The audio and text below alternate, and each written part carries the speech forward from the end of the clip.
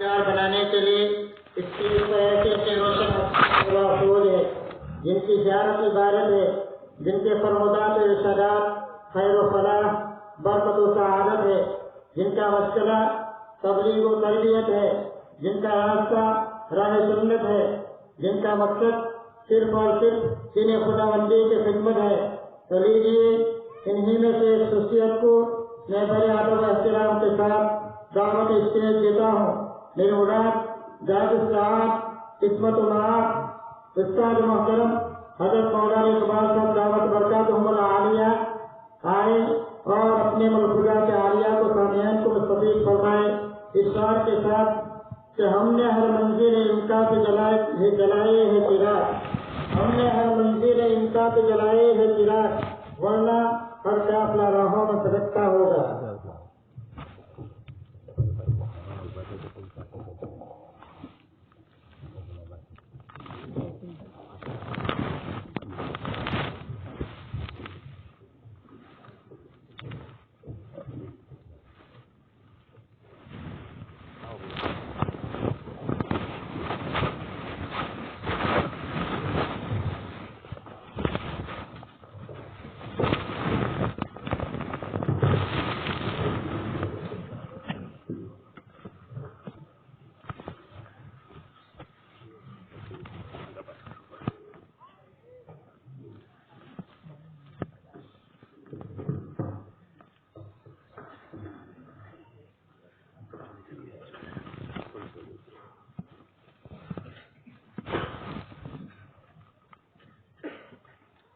الحمد لله رب العالمين والصلاة والسلام على سيد المرسلين وعلى آله وأصحابه أجمعين۔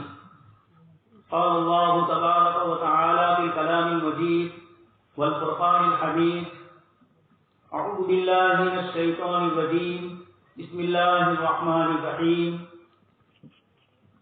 ونريد أن نمن على الذين استضعفوا في الأرض ونجعلهم أئمة ونجعلهم الوارثين ونمكن لهم في الأرض ونري فرعون وهامان وجنودهما منهم ما كانوا يحذرون۔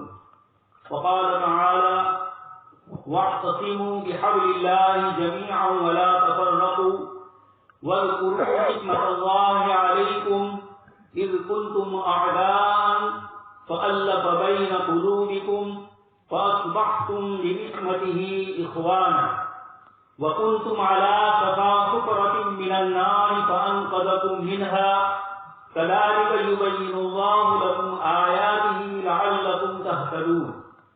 وقال النبي صلى الله عليه وسلم: إن الله ليملي للظالم حتى إذا أخذه لم يفلته ثم قرأ: وكذلك أخذ ربك إذا أخذ القرى وهي ظالمة إن أخذه أليم شديد۔ صدق الله العظيم وصدق رسوله النبي الكريم ونحن على ذلك لمن الشاهدين والشاكرين والحمد لله رب العالمين۔ محترم و مکرم حضرات علماء کرام، ایمان والے بھائیوں اور بہنوں، اللہ تبارک و تعالیٰ کا شکر اور احسان ہے کہ اس نے ہمیں انسان بنایا اور پھر جناب نبی اکرم صلی اللہ علیہ وسلم کے امتی بنایا۔ اللہ تبارک و تعالیٰ نے ایمان والے گھر میں ہمیں پیدا فرمایا، یہ اللہ پاک کا سب سے بڑا انعام اور سب سے بڑا احسان۔ اللہ پاک نے انسانوں کی ہدایت کے لیے حضرات انبیاء کرام علیہ السلام کا سلسلہ جاری فرمایا، جنہوں نے سب سے پہلا کام یہ کیا کہ انسان کو اپنے اللہ اور اپنے رب کی معرفت اور اس کی پہچان نصیب کروائی۔ انبیاء کرام علیہ السلام کے ذریعے انسان اپنے خدا کو پہچاننے والا ہو۔ اگر یہ حضرات تشریف نہ لاتے تو انسانوں کو اپنا رب بنائے ہوئے ہو۔ حضرت ربیع بن عامر رضی اللہ تعالیٰ عنہ رستم کے دربار میں پہنچے۔ دنیا کی اس وقت کی سب سے بڑی طاقت ایرانین امپائر اور اس کا یہ سپہ سالار، اس سے پہلے عربوں کو یہ لوگ اس طریقے سے جاہل سمجھتے تھے اور ایسے بے اصولی سمجھتے تھے کہ عربوں پر حکومت کرنے کو بھی یہ گوارا نہیں کرتے۔ اس لیے جزیرۃ العرب کے اس علاقے میں ایرانی لوگ اپنا قبضہ کرنا بھی مناسب نہیں سمجھتے۔ آج وہی عرب ایران پر فتوحات حاصل کر رہے ہیں۔ ایرانیوں کے لیے یہ مسئلہ بڑا پریشان کن تھا، اس لیے رستم نے اپنے دربار میں جب صحابی رسول حضرت ربیع بن عامر رضی اللہ تعالیٰ عنہ تشریف لائے، اس نے سب سے پہلے سوال کیا کہ کون سی چیز تمہیں اپنے اس جزیرۃ العرب سے نکال کر ایران جیسی دنیا کی سپر پاور طاقت کے مقابلے کے لیے لے آیا؟ حضرت ربیع بن عامر رضی اللہ تعالیٰ عنہ نے جواب میں فرمایا، اللہ تعالی، ہم خود نہیں آئے ہیں، اللہ نے ہمیں بھیجا۔ اور کیوں بھیجا ہے؟ لِنُخْرِجَ مَنْ شَاءَ مِنْ عِبَادَةِ الْأَوْثَانِ إِلَىٰ عِبَادَةِ اللَّهِ تَعَالَىٰ، تاکہ ہم اللہ کے بندوں کی غلامی سے نکال کر ایک اللہ کی غلامی میں داخل کر۔ وَمِنْ جَوْرِ الْأَدْيَانِ إِلَىٰ عَدْلِ الْإِسْلَامِ، اور دنیا کے مختلف مذاہب، مختلف تھیوریاں اور مختلف سمپردایوں میں جو انسان پر ظلم ہو رہا ہے، اس ظلم سے انسان کو عدل اور انصاف تک پہنچائیں، اس کے لیے اللہ پاک نے ہمیں بھیجا ہے۔ یہی بات حضرت جعفر ابن ابی طالب رضی اللہ تعالیٰ عنہ نے نجاشی کے دربار میں فرمایا۔ تو انبیاء کرام علیہ الصلوۃ والسلام کا ہم پر سب سے بڑا احسان ہے کہ ہمارے خالق اور مالک کی پہچان انہوں نے ہمیں کروائی۔ دوسرے نمبر پر انبیاء کرام علیہ الصلوۃ والسلام سارے انسانوں کو ایک اللہ کے بندے سمجھ رہے ہیں۔ انسانوں کے درمیان آپس میں انسان ہونے کے اعتبار سے کسی قسم کی اونچ نیچ، بڑا اور چھوٹا ہونا، انبیاء کرام علیہ الصلوۃ والسلام ان سب چیزوں کو ختم کرنے کے لیے تشریف لائے۔ جناب نبی اکرم صلی اللہ علیہ وسلم نے مختلف موقعوں پر لوگوں کو اپنی آمد اور اپنی تشریف آوری کی وجوہات ذکر فرمائی، اور اسی سلسلے میں جب آپ دنیا سے رخصت ہو رہے ہیں، اس سے پہلے آخری حج کے اس حجۃ الوداع کے خطبے میں بھی آپ صلی اللہ علیہ وسلم نے یہ ارشاد فرمایا، یا ایھا الناس ان ربکم واحد وان اباکم واحد، اے لوگوں تم سب کا پالنے والا پالنہار ایک اللہ ہے، اور تم سب کے باپ سیدنا حضرت آدم علیہ السلام۔ دوستو اور بزرگوں، جس وقت جناب نبی اکرم صلی اللہ علیہ وسلم یہ خطبہ فرما رہے تھے اور لوگوں کے سامنے یہ اعلان فرما رہے تھے، لا فضل لعربی علی عجمی ولا لاحمر علی اسود، کسی کالے کو اور کسی گورے کو رنگت کی بنیاد پر ان میں کوئی فرق نہیں کیا جائے، کسی عربی اور عجمی کو زبان کے اعتبار سے، کسی کلر کے اعتبار سے، اور کسی نسل اور کسی قوم میں سے ہونے کی بنیاد پر کسی کو کسی پر کوئی فضیلت نہیں ہے الا بالتقوی۔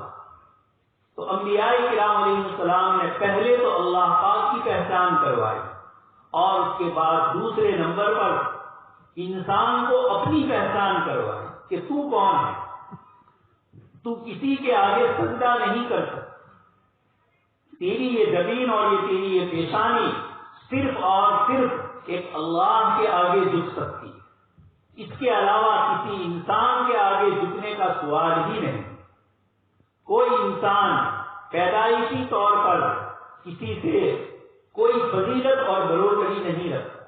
یہ تمام انبیاء کرام علیہ السلام نے دعوت دی، چونکہ انبیاء کرام علیہ السلام کسی زمانے کے لیے تھے، کسی علاقے کے لیے تھے، اس لیے اپنے اپنے زمانوں اور اپنے اپنے علاقوں کے اعتبار سے ان حضرات نے یہ دعوت کی۔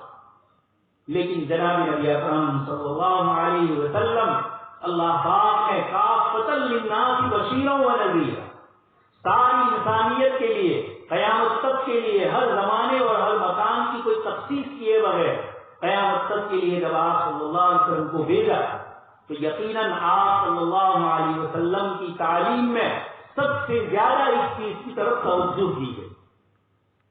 اس لیے آپ صلی اللہ علیہ وسلم کی سیرت مبارکہ کو ہم دیکھتے ہیں، بلال حبشی ہے، سلمان فارس سے آئے ہیں، سہیب روم سے آئے ہیں، ابو ہریرہ قبیلے دوست سے یمن سے آئے ہیں، مختلف علاقوں سے مختلف رنگت کے ساتھ آپ صلی اللہ علیہ وسلم کے دربار میں یہ حضرات تشریف فرمائے اور آپ صلی اللہ علیہ وسلم ان سب کے ساتھ ایسا سلوک فرماتے ہیں کہ ہر ایک صحابی یہ سمجھتا ہے کہ مجھ سے زیادہ حضور کو کسی سے محبت نہیں۔ آپ صلی اللہ علیہ وسلم مسجد میں بیٹھے ہوئے ہیں، ایک دیہاتی آئے اور مسجد میں پیشاب کرنے کے لیے ایک جگہ پر بیٹھ گئے، لوگوں نے روکنا چاہا، آپ صلی اللہ علیہ وسلم نے فرمایا ان کو رہنے دیجیے، یہ پیشاب کر رہے ہیں۔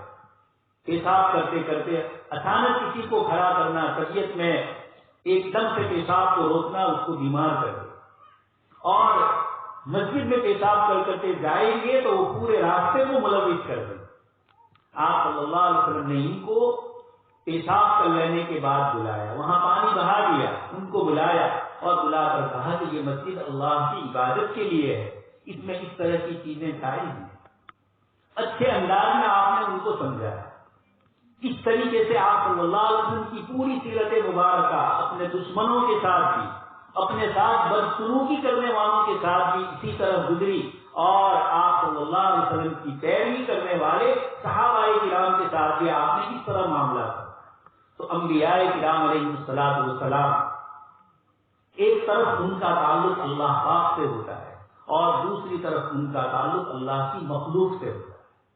اسی لیے حضرات مفسرین فرماتے ہیں کہ جناب نبی اکرم صلی اللہ علیہ وسلم کا ایک تعلق اللہ پاک کی ذات کے ساتھ، اور اس کے دین کے لیے آپ صلی اللہ علیہ وسلم نے جو محنتیں فرمائی تو اللہ پاک نے آپ صلی اللہ علیہ وسلم کو معراج میں اپنے پاس اوپر بلایا، مکہ مکرمہ سے مسجد حرام سے مسجد اقصی تک، اور وہاں سے آسمانوں کی سیر فرمائی۔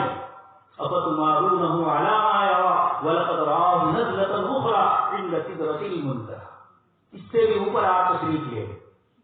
یہ تو اللہ پاک کی ذات عالی کے ساتھ تعلق کی بنیاد پر اللہ پاک نے آپ کو بلندیوں پر چڑھایا، اور دوسری طرف آپ صلی اللہ علیہ وسلم کا تعلق مخلوق کے ساتھ، آپ معلق باطل النفس، آپ اپنے آپ کو ہلاکت میں ڈال دیں گے اس بنیاد پر کہ یہ لوگ ایمان نہیں لا رہے، آپ کے اوپر پتھر برسائے جا رہے ہیں، طائف کا میدان آپ جانتے ہیں، اور آپ صلی اللہ علیہ وسلم فرماتے ہیں اللہم اہد قومی فانہم لا یعلمون، کہ اللہ پاک میری قوم کو ہدایت دے دے، یہ مجھے پہچانتے نہیں، یہ سمجھتے نہیں۔ یہ آپ صلی اللہ علیہ وسلم کی مخلوق کے ساتھ صفت تھی، اس کی بنیاد پر اللہ پاک کی طرف سے آپ کو دوسرا بڑا انعام ملا، شفاعت کبریٰ۔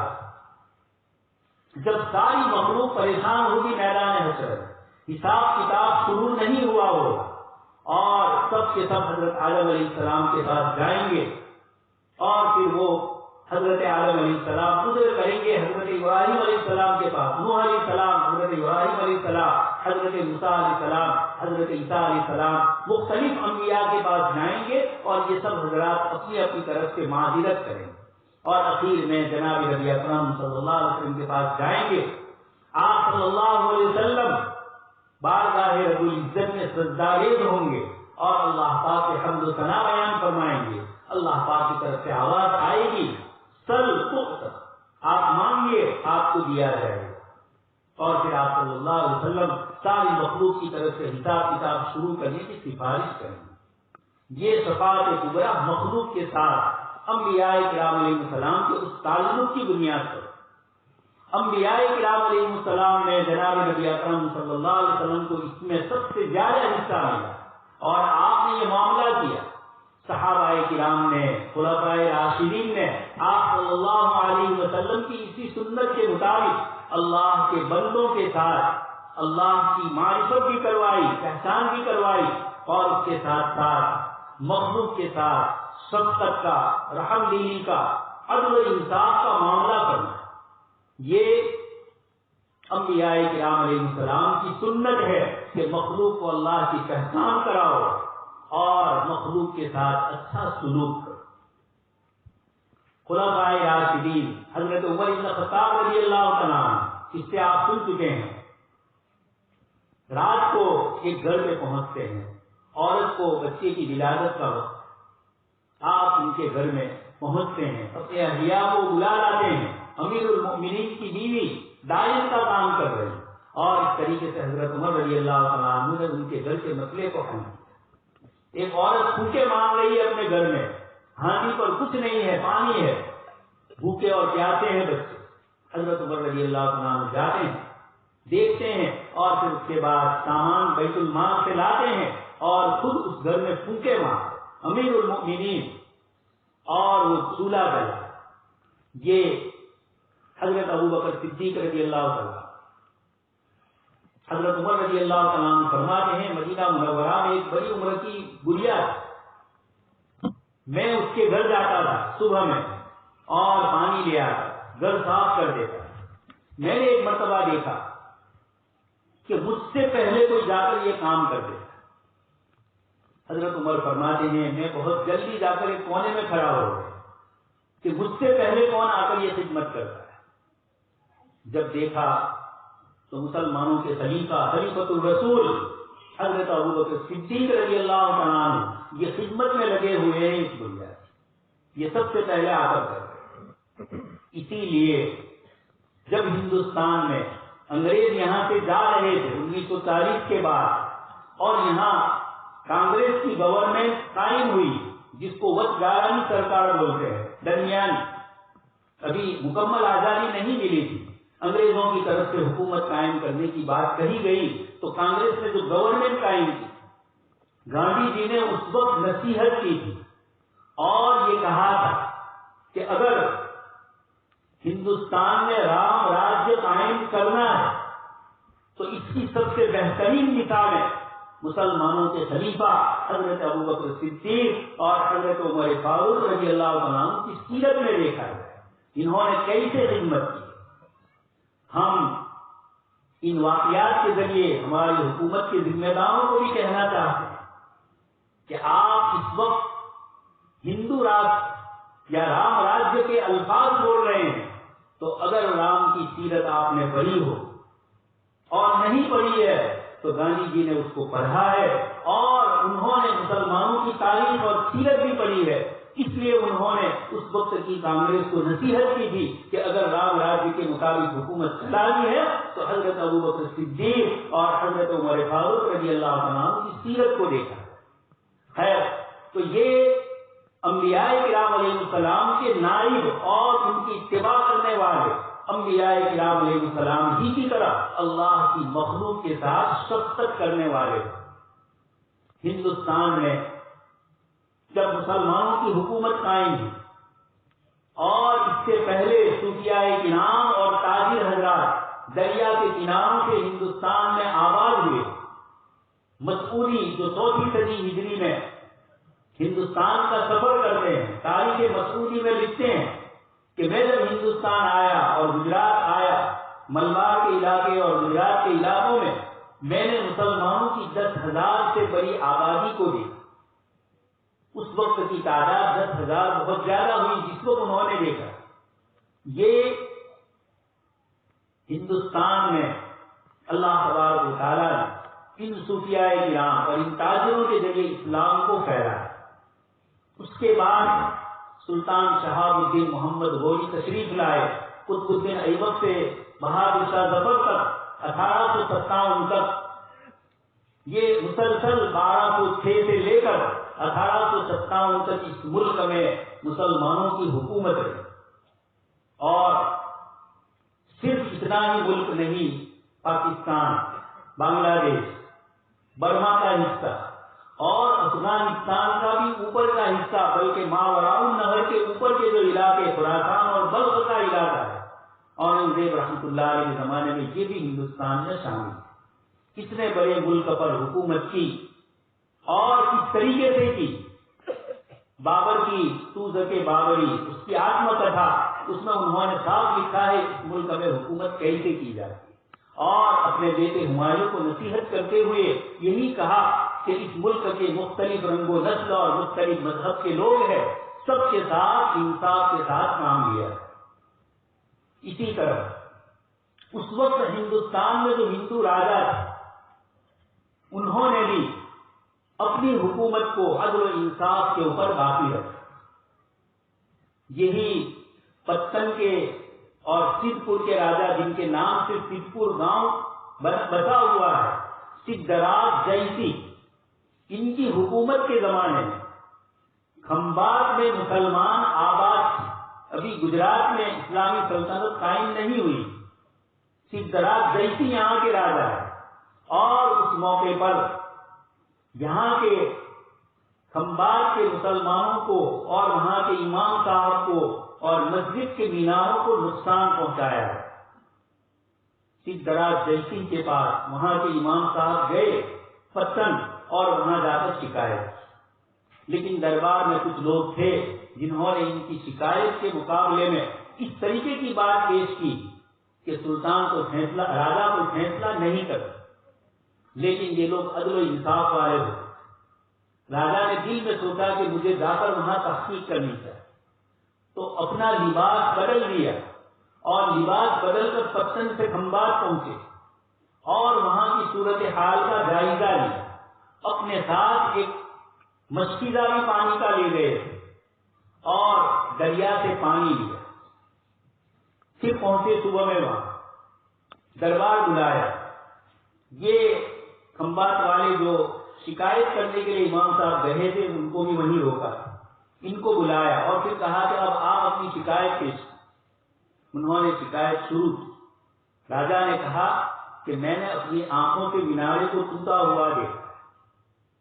ان کے درباری پریشان ہو گئے، چھاگل لیا مشکیزہ اور اس چھاگل کا پانی، کہا کہ اس کو پیو، یہ دریا کا کھارا پانی۔ میں جا کر آیا اور میں نے تحقیق کی، اور جتنا نقصان ہوا تھا ان سب کی تلافی، ان سب کا معاوضہ انہوں نے دیا اور پوری مسجد دوبارہ مرمت کروا۔ یہ دنیا میں حکومتیں اس طریقے سے چلتی، عدل و انصاف کے ساتھ۔ حافظ ابن تیمیہ رحمۃ اللہ علیہ فرماتے ہیں کہ اللہ تبارک و تعالی ظلم کے ساتھ حکومت کو باقی نہیں رکھتے، اور کفر کے ساتھ اللہ تبارک و تعالی حکومت باقی رکھتے ہیں اگر وہ عدل و انصاف کے ساتھ رہے۔ تو اللہ کے نیک اور صالح بندے اس ملک میں آئے اور انہوں نے اللہ کے بندوں کی خدمت کی۔ خواجہ معین الدین چشتی اجمیری رحمۃ اللہ علیہ، سلطان نظام الدین اولیاء رحمۃ اللہ علیہ، بابا فرید الدین گنج شکر رحمۃ اللہ علیہ، یہ اولیاء چشتیہ کی ایک لمبی فہرست ہے۔ ان کی خانقاہوں میں سب سے زیادہ اس ملک کا کمزور اور ضعیف طبقہ آتا ہے، جس کو کچھ لوگوں نے ایسا کہا تھا کہ یہ نعوذ باللہ اللہ پاک کے پیر سے پیدا ہوئے اور ہم لوگ سر سے پیدا ہوئے۔ جنہوں نے اپنے آپ کو بڑا بتلایا ہے، انہوں نے اس سماج کے اس طبقے کے اوپر ظلم اور زیادتی۔ جب مسلمان ہندوستان میں آئے، انہوں نے اس ملک کو سب سے بڑا تحفہ دیا توحید کا، ایک اللہ ہی کی ذات کی عبادت کی جائے، اس کے علاوہ اور کسی کی نہ کی جائے۔ اسی نے خدا اور بندے کے درمیان فرق کر دیا۔ انسانوں کو جھکنے کے لیے جو آمدہ کیا جاتا تھا، مسلمانوں نے آ کر اس کو روکا، اور اس بات کو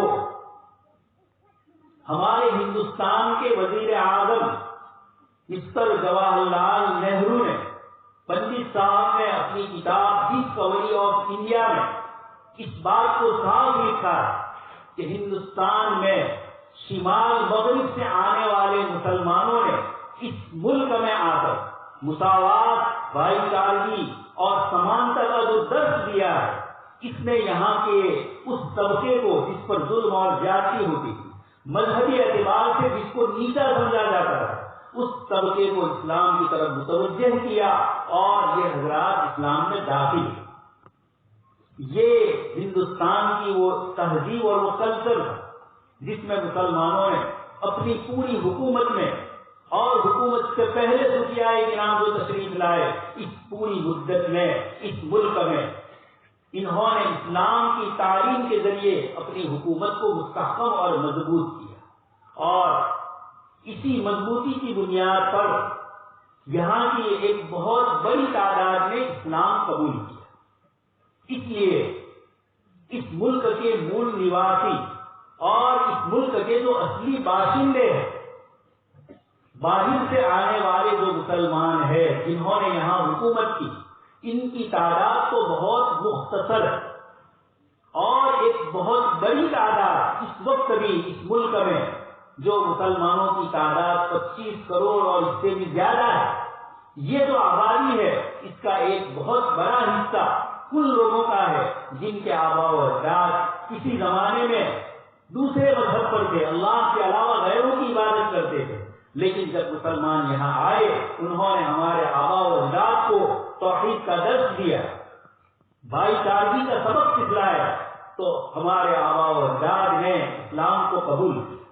اس لیے سب سے پہلے تو ہم اس بات کو سمجھیں کہ اس ملک کے ہم اصلی باشندے ہیں، ہم کہیں باہر سے نہیں آئے۔ جو سادات حضرات، جو شیوخ حضرات اور جو بادشاہوں کے جو خاندان آئے، خلجی، مغل، تغلق، یہ جو خاندان آئے، یہ تو بہت چھوٹی تعداد ہے، اور یہاں کے اصلی باشندوں کی ایک بہت بڑی تعداد جو اسلام میں داخل ہوئی، وہ اسلام کو قبول کرنے والی تھی، اس بنیاد پر کہ انہوں نے اسلام میں وہ امانت داری، دیانت داری اور عدل و انصاف کو دیکھا۔ آج بھی ہم حضرت مولانا ابوالکلام آزاد کی طرف یہ جملہ دہراتے ہیں کہ ہم مسلمان ہیں، اس کے ساتھ ہمیں فخر ہے کہ ہم ہندوستان کے باشندے ہیں۔ مذہب مجھے اپنے ملک سے محبت کرنے سے روکتا نہیں۔ یہ جملہ حضرت مولانا ابوالکلام آزاد امام الہند رحمۃ اللہ علیہ، ہندوستان آزاد ہندوستان کے سب سے پہلے وزیر تعلیم، کیرونی منتری، سب سے پہلے ایک مولوی تھے۔ یہ اس خدمت کی بنیاد پر آپ کو یہ عہدہ ملا کہ آپ نے گاندھی جی اور نہرو سے زیادہ اپنے آپ کو اس ملک کی آزادی کے لیے دے کر، حضرت مولانا سید حسین احمد مدنی رحمۃ اللہ علیہ، انہوں نے اپنے آپ کو ایک لمبی مدت تک انگریز کا مقابلہ کرتے ہوئے جیل میں۔ تو اس ملک کی تہذیب اور کلچر یہ ہے کہ یہاں محبت اور بھائی چارگی باقی ہے۔ انگریز آئے اور یہ ایک غیر ملکی حکومت تھی، ان کا مقابلہ مسلمانوں نے سب سے پہلے کیا۔ 1857 تک یا اس سے تھوڑے سال پہلے تک مسلسل ان سے جو مقابلہ کیا یہ مسلمانوں نے کیا۔ اس کے بعد 1857 میں بہادر شاہ ظفر کے ساتھ اور بھی دوسرے بہت سارے ہندوستان کے راجا مہاراجا جمع ہوئے، اور مشترک طور پر ہندوؤں اور مسلمانوں نے مل کر 1857 کی اس جنگ میں حصہ لیا۔ انگریز کی آنکھیں کھل گئی کہ یہ دونوں قومیں ایک ہو جائے گی تو ہندوستان سے بوریے بسترے باندھ کر ہمیں جلدی روانہ ہونا پڑے گا۔ اس لیے انگریزوں نے ہندوؤں اور مسلمانوں کے درمیان اختلاف اور انتشار پیدا کرنے کے لیے مسلمان بادشاہوں کے خلاف غلط قسم کا پروپیگنڈا کیا، ان کو ظالم اور جابر قرار دیا ہے، مختلف چیزیں ان کے مطابق لکھی گئی، لیکن کچھ انگریز مصدق بھی ایسے تھے جن کو اللہ تبارک تعالیٰ نے توفیق عنایت فرمائی، اور انہوں نے خود ایسی چیزیں تلاشی اور تلاش کر کے بتلایا کہ ہندو اور مسلمان کا اختلاف راجاؤں مہاراجاؤں میں کچھ نہیں ہے۔ اورنگزیب رحمۃ اللہ علیہ کی فوج میں بڑے بڑے رجپوت سردار ہوتے تھے۔ رانا پرتاپ جب اکبر کے مقابلے کے لیے آئے تو رانا پرتاپ کی فوج کے سب سے بڑے جو جنرل تھے یہ ایک مسلمان تھے، اور اکبر کے جو بڑے بڑے آفیسر تھے اور لشکر کے جو بڑے بڑے سردار تھے یہ رجپوت یا دوسرے اس ملک کے مسلمانوں کے علاوہ قوم تھے۔ ان بادشاہوں نے اور ان راجاؤں نے آپس میں اپنی حکومتوں کے لیے تو لڑائیاں کی ہے، لیکن مذہب کی بنیاد پر کبھی بھی یہاں لڑائی نہیں۔ یہ جو کچھ ہے انگریز آئے اور انہوں نے ہمارے درمیان جدائی کرنے کی کوشش کی، انہوں نے اس کے لیے مختلف قسم کی بدماشیاں کی اور یہ چاہا کہ کسی طرح ہندوؤں اور مسلمانوں کے درمیان جدائی ہو جائے، جس کی بنیاد پر ہم اپنے مذہب میں اور اپنے مقصد کے اندر کامیاب ہو۔ دوست اور بزرگ، انگریز اپنے اعتبار سے کامیاب ہو گئے۔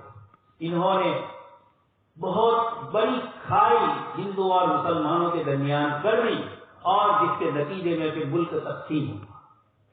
ملک کی تقسیم کے بعد اس کو بھی 70 سال ہونے آئے،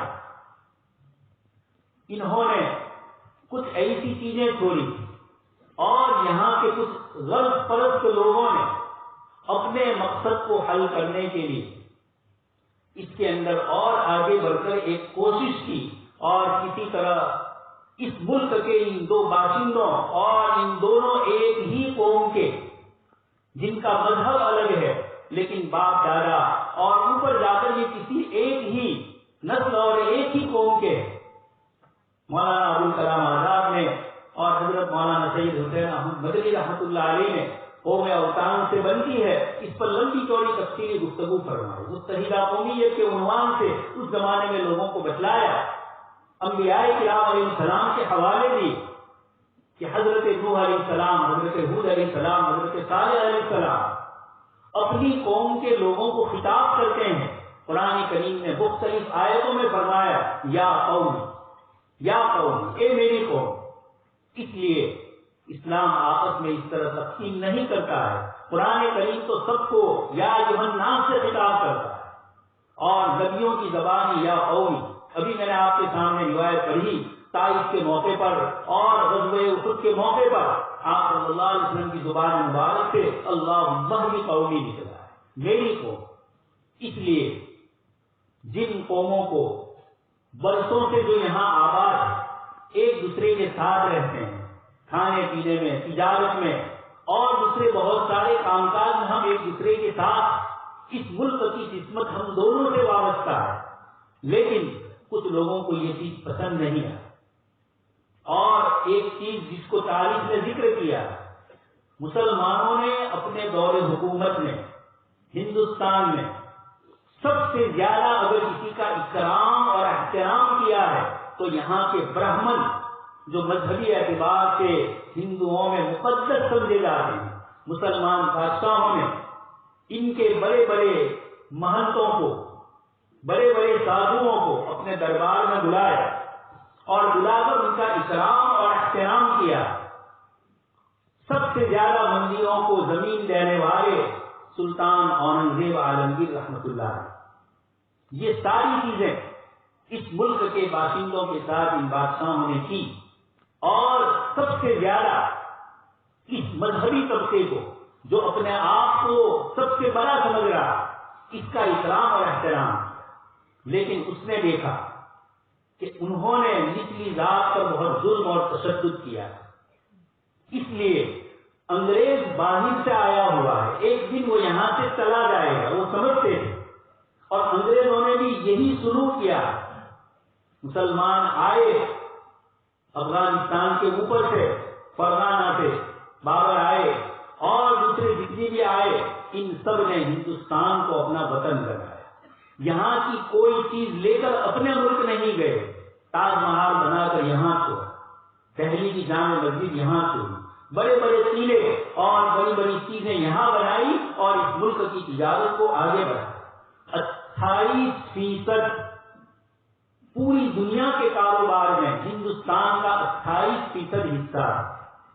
دنیا بھر کے جہاز شمال سے، یوروپ سے آتے تھے ہندوستان عرب کے واسطے سے، اور یہاں سے پھر انڈونیشیا، ملیشیا تک پہنچتے تھے۔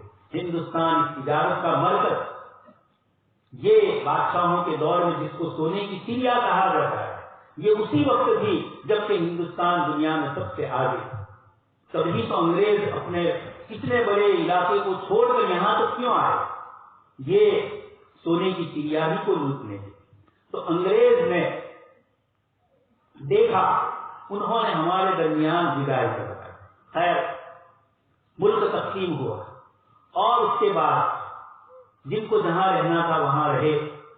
ہم نے اس ملک کو اپنا سمجھا تھا، یہیں پر ہم اس ملک میں رہے، ہمارے آبا و اجداد یہیں رہے، اور ہم نے اس ملک کی ترقی میں اپنے آپ کو کبھی بھی داغدار نہیں ہونے دیا.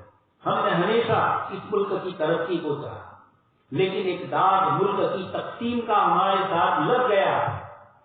اس نے 70 سال تک ہمارے اوپر جانی مالی مختلف قسم کے حملے. لیکن اس پوری تاریخ میں اللہ پاک نے ایک نیا موڑ پیدا کیا.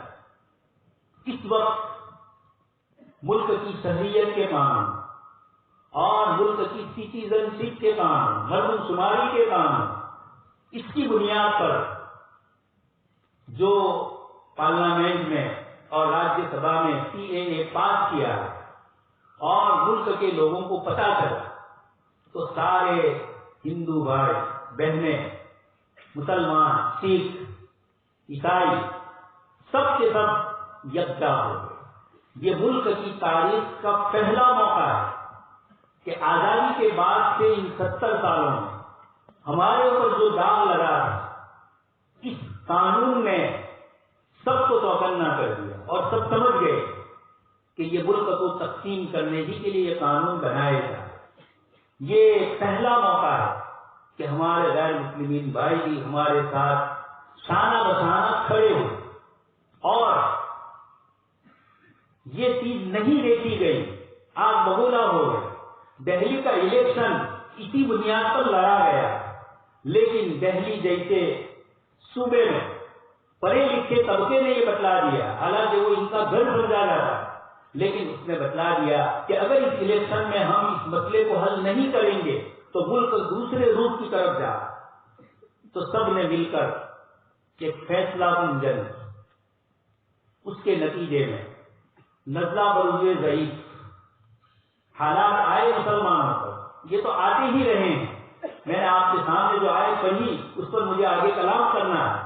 اللہ پاک نے اپنے پاک کلام کے اندر ان واقعات کو ذکر کر کے مجھے اور آپ کو بتلایا. قرآن کریم اپنی شان اعزاز کے ساتھ ایک ایک لفظ قرآن کا، ایک ایک نقطہ بڑا قیمتی ہوتا ہے، مصلحت اور حکمت والا ایک ایک لفظ ہوتا ہے.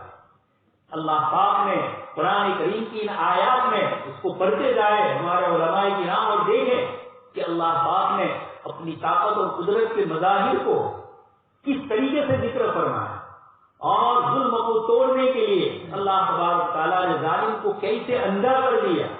اللہ پاک فرماتے ہیں ان فرعون وہامان وجنودہما منہم ما کانوا یحذرون. اور اس کے بعد والے آیت میں فرمایا کانوا خاطئین. یہ پلان بنا رہے تھے. اس کو نبیوں نے کہہ دیا کہ سیدنا موسیٰ علیہ السلام بنی اسرائیل میں پیدا ہوں گے اور ان کے ہاتھوں سے بھی حکومت ختم ہو. موسیٰ علیہ السلام کی پیدائش سے پہلے یہ سب بچوں کو قتل کر رہا ہے. موسیٰ علیہ السلام کی پیدائش کے بعد پھر قتل کر رہا ہے. قالوا اوذینا من قبل ان تأتینا ومن بعد ما جئتنا. بنی اسرائیل نے حضرت موسیٰ علیہ السلام سے شکایت کی، آپ کے پیدا ہونے سے پہلے بھی ہم ستائے گئے اور آپ کے آنے کے بعد بھی ہم ستائے گئے. سیدنا موسیٰ علیہ السلام کے لیے ہزاروں بچوں کو قتل کیا. اللہ پاک نے اسی کے گھر میں سیدنا موسیٰ علیہ السلام کی تربیت کروائی. اسی کے گھر میں موسیٰ علیہ السلام پلے اور بڑھے. یہ کچھ کم درجے کا چیلنج ہے. اللہ پاک اسی کو فرماتے ہیں کہ یہ فرعون، حامان اور ان کا پورا لشکر مما کانوا یحذرون، جس سے ڈر رہے تھے اور جس کی بنیاد پر اتنے بچوں کو قتل کر رہے تھے، لیکن آنکھوں پر ہم نے ایسی پٹی ڈال دی کہ وہی فرعون اپنے گھر میں موسیٰ علیہ السلام کی پرورش کر. یہ چیلنج قرآن کریم باطل طاقتوں کو بتلاتا ہے کہ جب ہم چاہتے ہیں مفسرین نے لکھا ہے کہ فرعون نے ہر سال بچوں کو قتل کرنا جب شروع کیا تو اس کے دربار کے جو لوگ ان کو خطرہ محسوس ہوا کہ اگر یہ ان کے بچے ختم ہو جائیں گے بنی اسرائیل کے تو یہ ظالم تو ہمارے بچوں کو لے اور ان کے اوپر ظلم کرے گا. تو فرعون سے ان لوگوں نے مشورہ کیا کہ ایک سال بنی اسرائیل کے بچوں کو قتل کیا جائے اور ایک سال چھوڑ دیا جائے تاکہ ان کے بچے ہماری غلامی کے لیے باقی رہے. فرعون نے اس مشورے پر عمل کیا. حضرات مفسرین فرماتے ہیں کہ جس سال بچوں کو قتل نہیں کیا جانا اللہ پاک نے سیدنا ہارون علیہ السلام کی پیدائش اس سال فرمائی اور جس سال بچوں کو قتل کرنا تھا اللہ پاک نے سیدنا موسیٰ علیہ السلام کی پیدائش اس سال فرمائی جبکہ فرعون کے کارندے ہر جگہ پر گھوم رہے ہیں اور جس عورت کے بھی پیٹ میں بچہ ہو اس کو قتل کرنا اور اس کو کاٹ دینا اس کی ایک مہم لے کر چل رہے ہیں.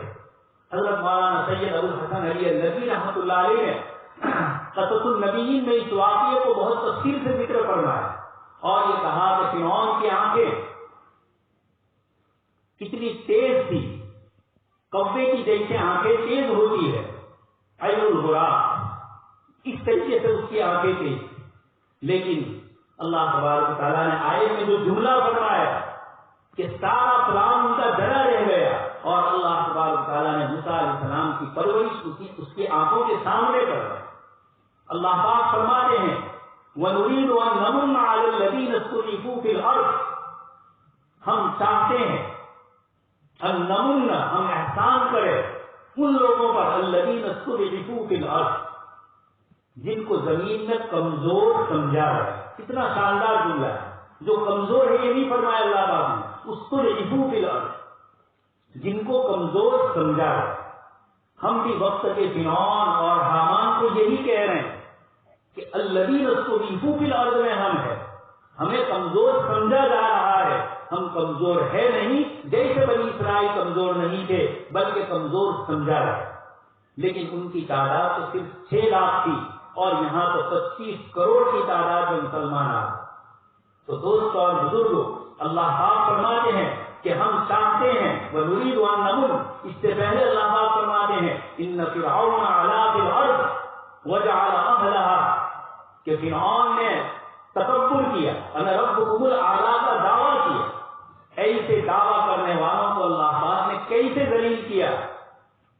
ڈاکٹر موریس بوکائے اپنی کتاب the Bible and Quran and science میں یہ کہتے ہیں کہ جس کسی کو فرعون کے حال کو دیکھنا ہو وہ کیرو قاہرہ کے میوزیم میں مصر میں جائے اور وہاں فرعون کی ممی کو دیکھ لے. اللہ پاک نے فرمایا تھا فَالْيَوْمَ نُنَجِّيكَ بِبَدَنِكَ لِتَكُونَ لِمَنْ خَلْفَكَ آیَةً آج کے دن ہم تیرے جسم کو نجات دیں گے. تیرے فَالْيَوْمَ نُنَجِّيكَ بِبَدَنِكَ تیرے جسم کے ساتھ. اللہ پاک نے اس کو دریا کنارے کر دیا. جس وقت اس کی ناک کو 19ویں صدی کے اندر نکالا گیا اور پھر اس میں بہت سارے مسالے اور ممی ڈالنے کے لیے سوئٹزرلینڈ لے جایا گیا. وہاں سے پھر پیرس لے گئے. یہ ڈاکٹر موریس بوکائی پیرس کے ڈاکٹر جو اس ممی کو مسالہ وغیرہ تیار کرنے میں شریک. ان کی سمجھ میں نہیں آ رہا تھا کہ فرعون کے منہ کے اندر کچھ سفیدی نظر آ رہی. ان کو تعجب ہوا اس لیے کہ سمندر سے اس ناک کو اس وقت نہیں نکالا گیا 19ویں صدی میں. 19ویں صدی میں تو ایک جگہ سے دریافت کیا گیا اور پھر اس کو رکھا. ان کو سمجھ میں نہیں آ رہا. ایک مصری ڈاکٹر بھی ساتھ میں تھے. انہوں نے کہا قرآن کریم نے اس کے قصے کو جو نقل کیا ہے اللہ پاک نے اس کو سمندر میں غرق. اس لیے یہ جو آپ کو سفیدی نظر آ رہی ہے یہ کھارا پن نمکین حصہ وہ ہے جو سمندر کے اندر اس کو ہے. خیر انہوں نے ان ساری چیزوں کو پوری اپنی بک کے اندر تفصیل سے لکھا ہے. ہمارے مفسرین فرماتے ہیں کہ اگر وہ فرعون کی ناش نہ بھی ہو تو بھی آیت کریمہ کی تفسیر میں کوئی فرق نہیں پڑتا ہے. لیکن اللہ پاک نے اپنی قدرت اور طاقت سے اتنے مظاہر بتلایا کہ دنیا میں جس نے اپنی طاقت کے لیے کہا تھا ما علمت لکم من الہ غیری میں اپنے علاوہ کسی کو الہ اور معبود نہیں دیکھ رہا ہوں. اللہ پاک نے بتلایا کہ ربکم الاعلی کا دعویٰ کرنے والا کتنا کمزور ہے، کتنا بوجھا ہے۔ اللہ کی طاقت جب آئی، اللہ تبارک و تعالیٰ نے جب وہ سمندر میں غرق ہو رہا ہے اور یہ کہہ رہا ہے کہ میں اسی رب پر ایمان لایا جس پر موسیٰ علیہ السلام اور بنی اسرائیل ایمان لائے، اللہ پاک اس موقع پر فرماتے ہیں الآن وقد عصیت قبل وکنت من المفسدین، تیرا وقت ختم ہو چکا، بہت فساد مچایا تم نے۔ ان فرعون علا فی الارض وجعل اہلها شیعا، یہ جملہ بھی کیا، مصر کے باشندوں کو تقسیم کر دیا بنی اسرائیل میں اور مسلمان اور قبطیوں میں۔ اللہ پاک نے یہ جملہ فرمایا۔ آج کی باقی طاقتیں بھی یہی کرتی ہے، لوگوں کو تقسیم کر رہے ہیں، کسی کو اس میں کسی کو اس میں۔ ملک کے باشندے ہونے کے اعتبار سے قانون نے سب کو ایک نہیں رکھا ہے۔ سی اے اے میں یہی تو وہ کمزوری ہے بنیادی، جو ملک کے آئین اور دستور اور سنویدھان کی 14ویں قلم کے خلاف، کہ جس میں ملک کے تمام باشندوں کو کسی چیز میں تفریق کیے بغیر ہر ایک کو ہر قسم کے حقوق دیے ہیں، سی اے اے میں اسی کی خلاف ورزی ہو۔ خیر، تو اللہ تبارک و تعالیٰ نے آگے موسیٰ علیہ السلام کو بچانے کے لیے جو اللہ پاک نے آیت میں آگے فرمایا وَأَوْحَيْنَا إِلَىٰ أُمِّ مُوسَىٰ أَنْ أَرْضِعِيهِ، ہم نے موسیٰ علیہ السلام کی والدہ کے دل میں یہ بات ڈالی کہ موسیٰ علیہ السلام کو تم دودھ پلاؤ۔ فَإِذَا خِفْتِ عَلَيْهِ فَأَلْقِيهِ فِي الْيَمِّ، جب تمہیں خوف محسوس ہو کہ فرعون کے آدمی تمہارے گھر تک آ پہنچے ہیں تو تم ان کو سمندر میں ڈال دو۔ وَلَا تَخَافِي وَلَا تَحْزَنِي إِنَّا رَادُّوهُ إِلَيْكِ وَجَاعِلُوهُ مِنَ الْمُرْسَلِينَ، یہ کا نام کسی انسان کا نہیں ہو سکتا، مستقبل کی خبریں بتانے والے کا نہیں ہو سکتا، یہ اسی ذات اقدس کا کلام ہو سکتا ہے جو عالم الغیب والشہادہ ہے، جس کی طاقت اور قدرت کائنات کے ذرے ذرے پر ہے۔ ما تسقط من ورقة إلا يعلمها ولا حبة في ظلمات الأرض ولا رطب ولا يابس إلا في كتاب مبين۔ اللہ پاک فرماتے ہیں کہ کوئی پتا نہیں ہلتا ہے، ما تسقط من ورقة إلا يعلمها، مگر اللہ پاک اس کو جانتے۔ سیدنا موسیٰ علیہ السلام نے اللہ پاک سے پوچھا کہ باری تعالیٰ آپ اپنی مخلوق کو کیسے رزق دیتے ہیں؟ موسیٰ علیہ السلام پہاڑی پر تھے، اللہ پاک نے فرمایا موسیٰ اس پہاڑ پر اپنے عصا کو ماریے۔ موسیٰ علیہ السلام نے پہاڑ پر عصا مارا تو ایک پتھر نکلا، کہا اور ماریے۔ 7 مرتبہ موسیٰ علیہ السلام نے زور سے عصا مارا اور پہاڑ کے اندر سے پلیٹیں نکلتی گئی۔ 7ویں پلیٹ کے بعد ایک چھوٹا سا کیڑا نظر آیا اور اس کے منہ کے اندر سبزہ۔ یہ اللہ پاک روزی دے رہے تھے سمندر کی گہرائیوں میں اور پانی کی تہ کے اندر ایک بہت بڑی دنیا آباد۔ ہم تو 29% خشکی ہے اور 71 پانی۔ جب خشکی میں اتنی مخلوق ہے جنگلوں میں پہاڑوں میں، تو اللہ تبارک تعالیٰ نے دریا جو وسیع و عریض ہے، انگلینڈ سے کھڑے ہو امریکہ 8 گھنٹے ہوائی جہاز کو ہوتے ہیں اور یہ مسلسل دریا ہے، ادھر آسٹریلیا اور فیجی مسلسل دریا اور سمندر، نیچے انڈونیشیا، ملیشیا، بحر ہند، بحر عرب، یہ پورے کے پورے علاقے ہیں، کروڑ ہاں کروڑ مخلوق ہے۔ اللہ پاک ان سب کو روزی بھی دیتے ہیں، ان میں کچھ وہ ہے جو بچے دیتے ہیں، کچھ وہ ہے جو انڈے دیتے ہیں، کچھ عجیب و غریب انداز سے پرورش اور تربیت کرتے ہیں۔ ان سب کی نگرانی اور حفاظت کون کرتا ہے؟ ایک اللہ ہی کی ذات ہے۔ تو اللہ پاک نے حضرت موسیٰ علیہ السلام کی والدہ کو فرمایا فَأَلْقِيهِ فِي الْيَمِّ، موسیٰ علیہ السلام کو سمندر میں ڈال دیجیے۔ وَلَا تَخَافِي وَلَا تَحْزَنِي، ہرگز خوف اور غم مت کیجیے۔ إِنَّا رَادُّوهُ إِلَيْكِ، اللہ پاک فرماتے ہیں تاکید کے ساتھ ہم موسیٰ علیہ السلام کو تمہاری طرف واپس کریں گے۔ وَجَاعِلُوهُ مِنَ الْمُرْسَلِينَ، اور موسیٰ علیہ السلام جن کی زندگی پر تمہیں خطرہ ہے، وَجَاعِلُوهُ مِنَ الْمُرْسَلِينَ، ہم ان کو اپنا رسول بنائیں گے۔ یہ اللہ پاک اپنی طاقت اور قدرت کو بتلاتے ہیں کہ جس بچے کی زندگی بچانے کے لیے ماں پریشان ہے، وَأَصْبَحَ فُؤَادُ أُمِّ مُوسَىٰ فَارِغًا إِن كَادَتْ لَتُبْدِي بِهِ لَوْلَا أَن رَأَىٰ بُرْهَانَ۔ اللہ پاک فرماتے ہیں موسیٰ علیہ السلام کی والدہ نے سمندر میں تو موسیٰ علیہ السلام کو ڈال دیا، لیکن ماں کی ممتا ہے، یہ پریشان ہے کہ کس طریقے سے موسیٰ علیہ السلام کو بچایا جائے، ان کی خبر لائی جائے۔ اس موقع پر قرآن کریم یہ فرماتا ہے کہ موسیٰ علیہ السلام کی والدہ کے دل میں بے چینی تھی اور وہ اپنی اس بے چینی کا اظہار کسی کے سامنے کر دیتی تو فرعون کے جاسوس گھوم رہے، کوئی خبر دیتا فرعون کو اور مزید پریشانی کا باعث۔ تو اللہ پاک نے موسیٰ علیہ السلام کی والدہ کے دل کو وَأَصْبَحَ فُؤَادُ أُمِّ مُوسَىٰ فَارِغًا، آگے اللہ پاک فرماتے ہیں إِنْ كَادَتْ لَتُبْدِي بِهِ لَوْلَا أَن رَّبَطْنَا، ہم نے ان کے دل کو باندھ دیا۔ اللہ پاک فرماتے ہیں دل باندھنا یہ اللہ پاک کی طرف سے ہوتا ہے۔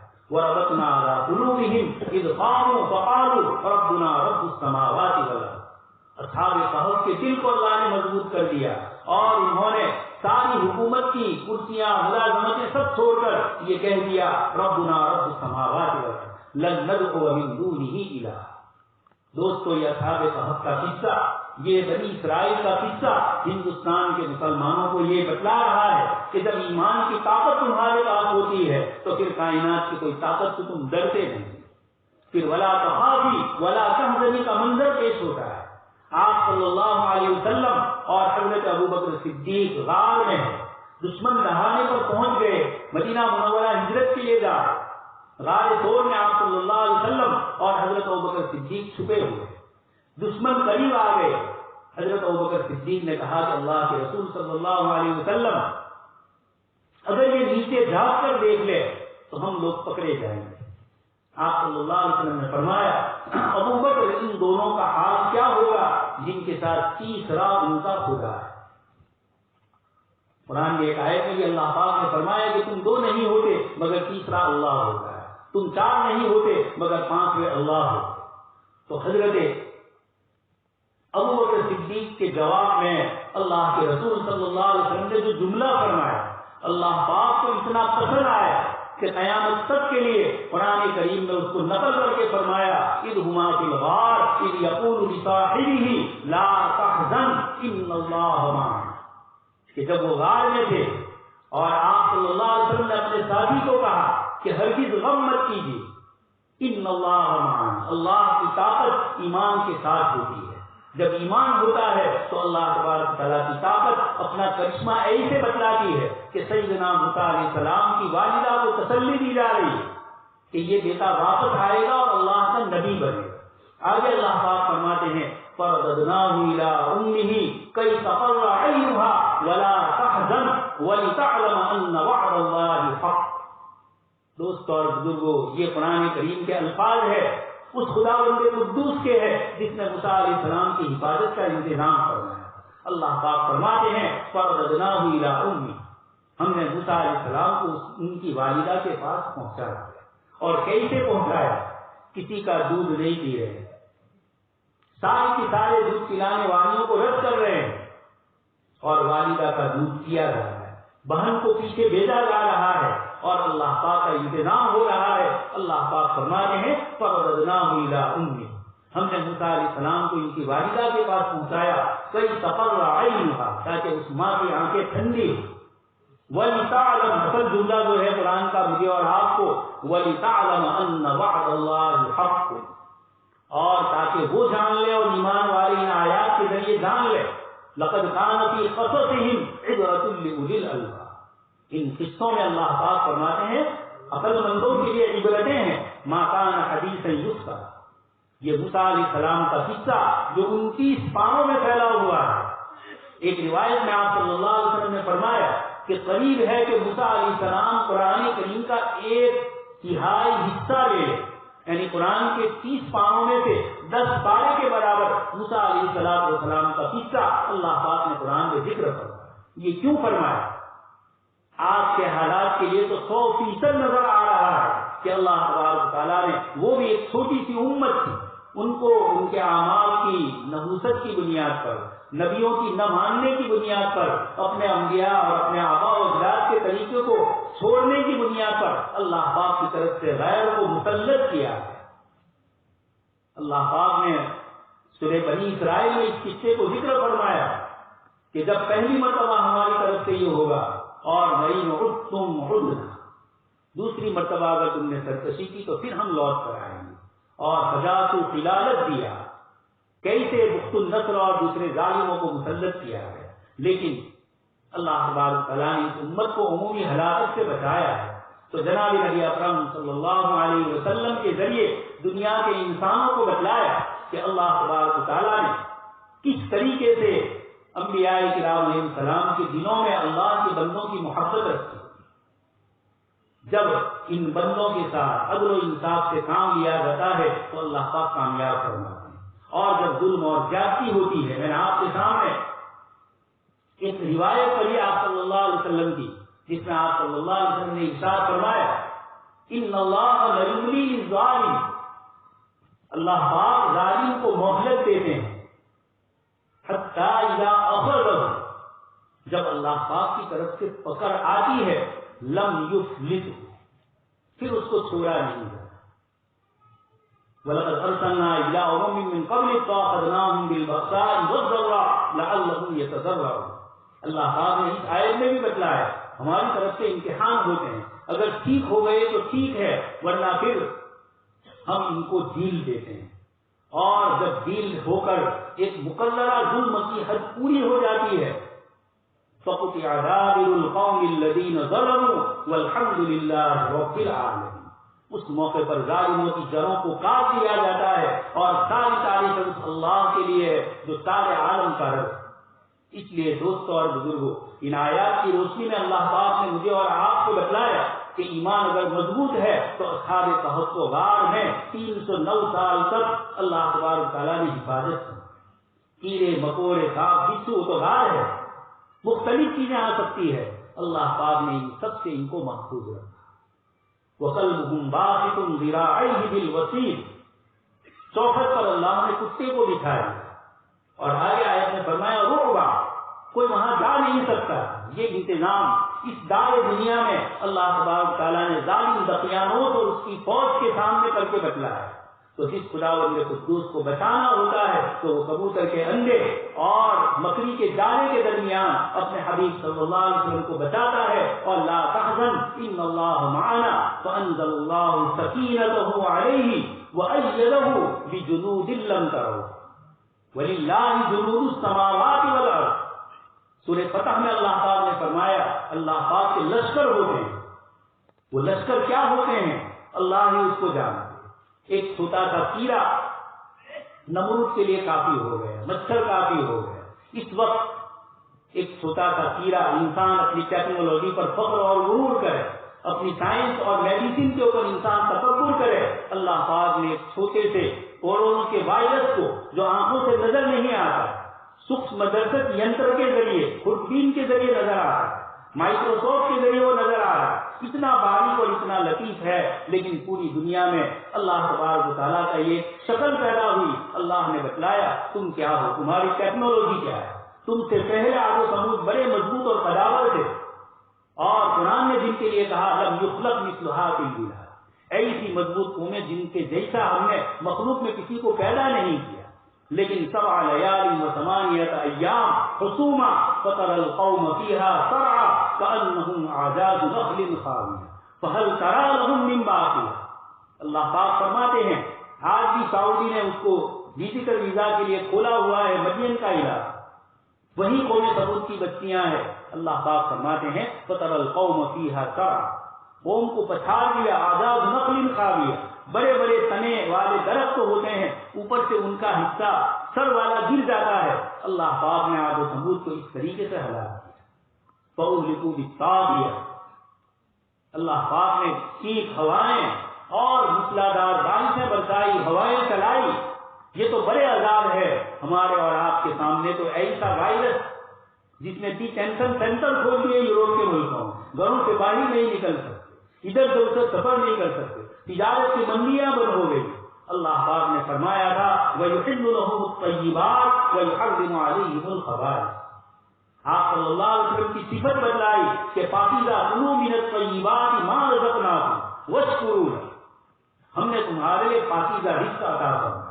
قرآن کریم میں حرمت علیکم المیتۃ والدم ولحم الخنزیر، سور کے گوشت کو اللہ تعالیٰ نے حرام کیا اور تم نے مختلف قسم کے جلاٹین کے ذریعے سور کے گوشت کو حلال اور پاکیزہ چیزوں میں ملوث کر کے لوگوں کو کھلانا شروع کیا. تم نے ناجائز اور حرام جانوروں کو کھانا شروع کیا. قرآن نے کیا جملہ فرمایا؟ یحل لهم الطیبات، طیب پاکیزہ حلال اور عمدہ چیز، اور ویحرم علیہم الخبائث گندی ناپاک اور انسانوں کو ظاہری اور باطنی نقصان پہنچانے والی ان چیزوں کا لحاظ نہیں کیا اور اللہ کی مخلوق میں تغیر کر دیا. اللہ پاک کی اس کائنات کے اندر فساد مچایا. تم نے اپنی طرف سے ان چیزوں میں ایسی نئی نئی چیزیں داخل کی اور اللہ کے حلال اور پاکیزہ چیزوں کو حرام سے ملوث کر دیا. تو اللہ پاک کی طرف سے ایسے وائرس اور ایسے عذاب آئے جن کی ان کو کچھ سمجھ میں نہیں آ رہے کیا. دوستو اور بزرگوں، یہ انبیاء کرام علیہ السلام کے واقعے ہمیں دعوت مدانے کے لیے دنیا کے انسان کے قانون انسان کے ہاتھ کے لکھے ہوئے، اگر انہوں نے اپنے قانون کے اندر تبدیلی کر کے ہمارے لیے اس وقت جو مسئلہ کھڑا کیا، یہ اللہ پاک کے امتحانات ہوتے ہیں، آزمائش ہوتی ہے. قومیں اس میں صبر و استقلال کے ساتھ مضبوطی سے جمی ہوئی رہتی ہے تو اللہ تبارک تعالیٰ کی مدد شامل حال ہوتی ہے. اس کے ساتھ اللہ کی رسی کو مضبوطی سے تھامنا ضروری ہوتا ہے. انبیاء کرام علیہ السلام کے ذریعے معجزات کروائے، لیکن سورہ انبیاء میں ہر نبی کی دعا ہمیں بتلائے کہ وہ اللہ سے مانگے. حضرت نوح علیہ السلام کو کہا جا رہا ہے لَتَكُونَنَّ مِنَ الْمُخْرَجِينَ، ہم تمہیں نکال دیں گے. حضرت شعیب علیہ السلام کو کہا جا رہا ہے ہم تمہیں نکال دیں گے. یہ جو جملہ آج کہا جا رہا ہے حضرت شعیب علیہ السلام کو وقال الذین کفروا 9ویں پارے میں اللہ تبارک تعالیٰ نے فرمایا او لتعودن فی ملتنا، اگر ہمارے مذہب کی طرف واپس نہیں آئے. CAA کے ذریعے ایک شرارت یہ بھی مقصود ہے کہ مجبور ہو کر مسلمان اپنا مذہب چھوڑ لے اور اپنے کو غیر مسلم کی فہرست میں شامل کرے. اللہ پاک فرماتے ہیں یہ چیلنج تمہارے لیے پہلی مرتبہ نہیں آیا. حضرت نوح علیہ السلام کو لتکونن من المخرجین کہا ہے، لیکن نوح علیہ السلام نے کیا فرمایا؟ فافتح بینی وبینہم فتح، آپ میرے اور ان کے درمیان فیصلہ کن فتح دے دیجیے. ہم بھی اللہ پاک سے یہی دعا کرتے ہیں فافتح بیننا وبینہم، کہ آپ کے نبیوں کو جو چیلنج کیے گئے ہمیں یہ چیلنج کیے جا رہے. دوستو یہی ایمان کی دلیل ہے. صحابہ کرام کے مقابلے میں جب احد میں عارضی طور پر شکست ہوئی اور ابو سفیان وغیرہ چلے گئے تھے، آگے جا کر ان کو احساس ہوا کہ مسلمانوں کے 70 کو ہم نے شہید کیا ہے، بہت اچھا موقع ہے کہ مسلمانوں کو ہم نے نقصان پہنچایا ہے، اس موقع پر وہ مقابلہ کرنے کی طاقت نہیں رکھتے ہیں، واپس جا کر ان کو پھر ہم کچھ اور نقصان پہنچائیں. یہ دل میں سوچا، خبریں پھیلائی میڈیا کے ذریعے الذین قال لهم الناس ان الناس قد جمعوا لكم فاخشوهم فزادهم ایمانا. اللہ پاک صحابہ کرام کی اس کیفیت کو ذکر کرتے ہیں کہ جب لوگوں نے آ کر ان کو ڈرانا تھا ان الناس قد جمعوا لكم، تمہارے مقابلے میں پھر لوگ جمع ہوئے، فاخشوهم ڈر جاؤ، فزادوهم ایمانا، ان کے ایمان میں اللہ پاک نے بڑھوتری نصیب فرمائی. غزوہ خندق کے موقع پر اللہ پاک نے فرمائی کہ جاؤکم من فوقکم ومن اسفل منکم، اوپر سے نیچے سے پہاڑوں سے دروں سے ہر چہار سمت سے احزاب اور جماعتوں کی جماعتیں مدینہ منورہ پر آ رہی ہیں. مقابلے کے لیے خندق کھودی جا رہی ہے، سامنے مقابلے کے لیے نہیں جا رہے. ایسے موقع کے اوپر جب مسلمانوں سے کہا گیا کہ چہار سمت سے لوگ آ رہے ہیں تو صحابہ کرام نے کیا فرمایا؟ اللہ پاک نے فرمایا ھذا ما وعدنا اللہ ورسولہ وصدق اللہ ورسولہ، یہی تو وہ چیز ہے جس کا اللہ نے وعدہ کیا تھا اور اللہ کے رسول صلی اللہ علیہ وسلم نے وعدہ کیا. اس لیے اس وقت جس پریشانی کا حکومت کی طرف سے پارلیمنٹ میں اعلان ہوا، دوستوں اور بزرگوں، انگلش میں یہ چند چیزیں ہیں، ہمارے عوام بیچارے CAA NPR اور NCR ان چیزوں کو نہیں سمجھتے. انگریزوں نے اپنے دور حکومت میں ہندوستان کی آبادی کو شمار کرنا شروع کیا، لیکن تقسیم الگ طریقے سے کی تھی اور اسی نے اناپمت کا جو مسئلہ شروع کیا. انگریزوں نے فلانے کے لیے اتنے فیصد، فلانے کے لیے اتنے فیصد، اس کے بعد ملک آزاد ہوا. 1948 میں سب سے پہلے مردم شماری کا رجسٹر قانون طے ہوا، ایکٹ قائم کیا گیا اور مردم شماری کو شروع کیا گیا، وسطی گنتری۔ یہ 1948 کا قانون بنا آزادی کے بعد۔ 1955 میں دوسرا ایک قانون بنا، یہ ہے شہریت ایکٹ، جس کو ناگرکتا ایکٹ کہا جائے۔ پہلا تو صرف آبادی کو شمار کرنا ہے، اور یہ ہے ناگرک، یعنی ہم کو اس ملک کا شہری، سٹیزن شپ ہماری اس ملک کی رہے، اس کے لیے سٹیزن شپ کے لیے 1955 کے اندر قانون طے کیا۔ اسی 1955 میں یہ جو ناگرکتا بل تیار کیا تھا ہے، پھر اس میں مختلف قسم کی ترمیمیں تھوڑی کچھ ہوتی رہی۔ یہ اس وقت سب سے پہلے مسئلہ کھڑا کیا CAA، جس میں وہ لوگ جو دوسرے ملکوں میں رہتے ہیں، 3 ملکوں کا نام لیا، ان 3 ملکوں میں جو لوگ رہتے ہیں اور وہ ہجرت کر کے ہندوستان آئے، وہ وہاں سے سفر کر کے یہاں آئے، تو ان کو ہندوستان کی شہریت دی جائے، اس لیے کہ ان پر مذہبی اعتبار سے ظلم اور زیادتی کی گئی۔ پہلے تو اس میں مسلمانوں کو باقاعدہ رکھا گیا۔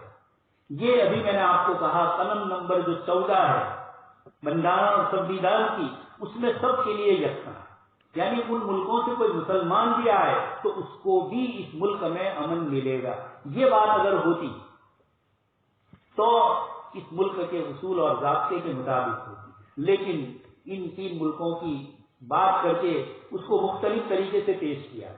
اکیلے CAA ہوتا تو بھی ہم اتنی مخالفت نہیں کرتے، لیکن یہ ایک دوسرے کے ساتھ ایسے جوائنٹ کیے گئے۔ 2003 میں جس وقت بھاجپا کی واجپئی گورنمنٹ، انہوں نے 2003 میں یہ NCR، اس کے لیے ایک قانون اور مسودہ تیار کیا۔ مردم شماری جو وسطی گنتری ہوتی ہے وہ تو ہر 10 سال میں ہوتی ہے، 48 کے بعد سے 51 سے شروع ہوئی، 61 میں، 71 میں، 81 میں، 91 میں، 2001 میں، 2011 میں، اور اب 2021 میں وہاں ہے۔ لیکن وہ تو 2021 میں آئے گی۔ ہندوستان کی پارلیمنٹ نے اور یہاں کی گورنمنٹ نے مردم شماری کے لیے الگ بجٹ طے کیا ہے، اور اس NCR کے لیے اور NPR کے لیے الگ بجٹ طے۔ NPR کے متعلق خود اس میں لکھا ہوا ہے کہ یہ NPR جو ابھی قائم کیا جا رہا ہے، یہ پہلا قدم ہے NCR کی طرف جانے کے لیے۔ اب یہ کہہ رہے ہیں، یعنی ایک تو مردم شماری آبادی کی جو گنتری ہوتی ہے اس کا جو قانون ہے، اس میں کچھ چیزیں وہ ہم سے پوچھتے ہیں یا ہمارے گھر آ کر لکھ جاتے ہیں، یہ تو ہر 10 سال پہ ہوتا ہے۔ لیکن یہ جو انہوں نے NPR کے نام سے ایک نیا، جو یہی 2003 میں قائم کیا گیا ہے، اس میں CAA کا اضافہ ایک تو کیا گیا، دوسرا اس کے بعد NPR اور NCR۔ آسام میں انہوں نے سیدھا NCR داخل کیا، وہاں کے مسئلے کچھ تھے ان کے، تو NCR داخل کیا، تو وہاں NPR نہیں آیا۔ یہاں ابھی پہلے NPR داخل کرنا چاہتے ہیں، اور NPR میں پرسوں جو اعلان ہوا راجیہ سبھا میں ہمارے گروہ منتری صاحب کی طرف، انہوں نے زبانی طور پر ہمیں بہت سارے وعدے کیے۔ غلام نبی آزاد صاحب کو کہا اور وہ کھڑے ہوئے، انہوں نے کہا میں یہی سن رہا ہوں، اور پھر اس کے بعد انہوں نے اس چیز کو کہا کہ ہاں یہ زبانی بات۔ انہوں نے جو NPR اور NCR جو آگے آنے والا ہے، اس کے لیے ان کے اپنے رولز میں، اپنے قانون کے اندر جو چیزیں لکھی ہوئی ہیں، جب تک اس گزٹ کو بدلا نہیں جائے گا، زبانی طور پر وعدہ کرنے سے کچھ نہیں ہوتا ہے، اس لیے کہ اصل تو اصول اور قانون کی زبان چلتی۔ کوئی کسی کو وعدہ کر لے، زبانی وعدہ ہو اور کل مکر جائے، اس لیے کہ ان کی زبانوں کو رات دن ہم نے دیکھا ہے، اس وقت بھی کس انداز سے وہ بول رہے تھے راجیہ سبھا میں۔ اس لیے ہم یہ چاہتے ہیں کہ اگر آپ کی نیت وہی ہے کہ آپ NCR بالکل لانا نہیں چاہتے، اور NCR میں چونکہ 2003 میں جس وقت یہ قائم کیا تھا NCR، اس میں یہ صاف لکھا ہوا ہے کہ یہ رجسٹرار جس کے پاس یہ کاغذ جائیں گے، یہ چاہے اس کو سخت معلوم ہو تو وہ آگے دی لکھ سکتے ہیں، یا چاہے دی نہ لکھے کوئی اور لفظ لکھے، لیکن یہ ایک رمز اور ایک علامت اور ایک کوڈ ورڈ ہے جس کے ذریعے بتلانا ہے کہ یہ آدمی شک والا ہے، تو اس کو ختم کیا ہے۔ جب تک اس کو ختم نہیں کریں گے وہ قانون اپنی جگہ پر رہے گا، اور کل کوئی نہ کوئی آفیسر آ کر ہم سے کہہ سکتا ہے کہ قانون میں یہ لکھا ہوا ہے، ہم نہیں جانتے وزیر داخلہ نے کیا جملے ہے۔ اس لیے حضرت مولانا سجاد صاحب اور دوسرے جو ہمارے ماہرین قانون ہیں ان کا یہ کہنا ہے کہ حکومت سب سے پہلے جو وعدے راجیہ سبھا میں کیے ہیں یہ تو زبانی وعدے، اور آپ نے جو این پی آر اور این سی آر جو اب آنے والا ہے، این پی آر میں ہی کچھ چیزیں ایسی ہیں کہ جس سوال کا جواب پرائیویسی کے خلاف، سپریم کورٹ نے اپنے ججمنٹ میں آدھار کارڈ کے موقع پر یہی کہا ہے کہ کسی کی پرائیویسی، خانگی کسی کی چیزیں، اس کو باہر نہیں کیا جائے گا، لیکن اس میں کئی سوالات ایسے ہیں جس کا تعلق انسان کی آزادی رائے اور انسان کی اپنی ذات کی پرائیویسی کے خلاف، اس لیے ملک کی سپریم کورٹ کے جو ججمنٹ ہے اس کے خلاف بھی یہ چیز جا رہی ہے۔ اس لیے آپ اگر نیت آپ کی صاف ہے تو آپ اس ملک کے اندر اس این پی آر میں سے وہ چیزیں نکال لیجیے جو مردم شماری میں آپ نے اور 2010 میں جب یہ قانون کے سلسلے میں گفتگو ہوئی تھی اور اس کے اندر کچھ چیزوں کا اضافہ کیا، لیکن اس وقت سی اے اے نہیں آیا۔ یہاں دو قانون مل کر مسلمانوں کو پریشان کر رہے ہیں، انفرادی طور پر دونوں قانون الگ ہیں، لیکن ایک کے بعد ایک ترتیب سے ایسے رکھے ہیں کہ ایک پر عمل کے بعد خود دوسرا خود بخود آئے گا، تیسرا خود بخود اس کے بعد آ رہا ہے۔ اس لیے یہ قانونی اینس پینس ہے۔ جو قانون داں ہوتے ہیں، جو وکیل لوگ ہوتے ہیں، جو ماہرین قانون ہوتے ہیں، وہ اس چیز کو جانتے ہیں کہ ایک چیز راجیہ سبھا میں کہی جائے وہ اور ہوتی ہے اور قانون میں لکھی ہوئی چیز اور ہوتی ہے۔ اس لیے اب تک ہمارا مطالبہ تھا کہ اس کا بائیکاٹ کیا جائے۔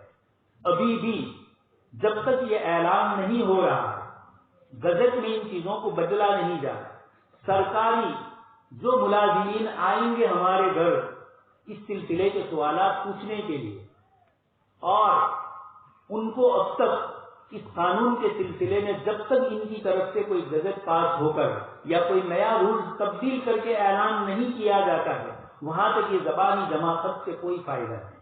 اس لیے ہم یہ چاہتے ہیں کہ حکومت این سی آر پر تو مکمل پابندی لگائے۔ این سی آر جو ہے اس میں جن چیزوں کے سوالات پرائیویسی کو ختم کرتے ہیں اور جو ہندوستان کے باشندوں کے لیے ممکن ہی نہیں ہے۔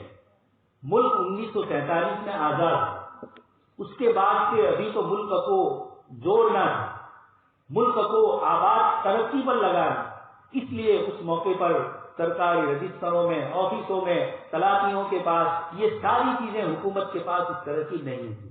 آپ سن چکے ہیں دہلی کے وزیر اعلیٰ نے کہا کہ 70 ممبروں میں سے 61 کے پاس جنم کا داخلہ نہیں، ایم ایل اے ہیں ان کے پاس نہیں۔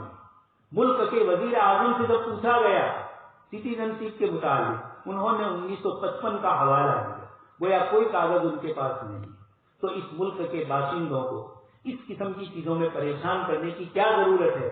ملک ویسے بھی اقتصادی طور پر، اکنامک طور پر بدحالی کا شکار ہے، مہنگائی کیا ہے، ملک کے لیے بہت سارے مسائل ہیں۔